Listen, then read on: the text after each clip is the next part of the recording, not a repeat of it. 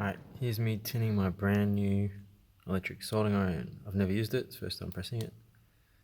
Yeah, it works. It's good. See if we can get it to focus. There we go. So what's that say? We got 322, 26, 350. That was quick. And let's watch the tinning.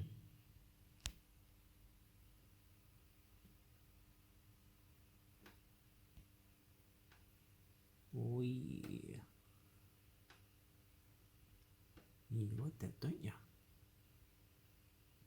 You want it, you fucking want it, yeah.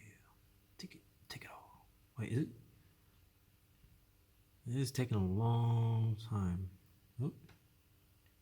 Here it goes. Nice. Sweet.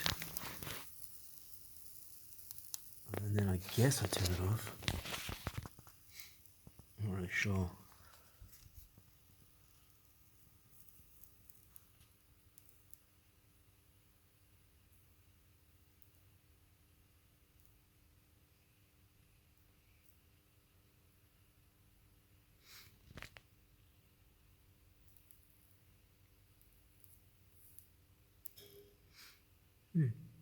Works really well.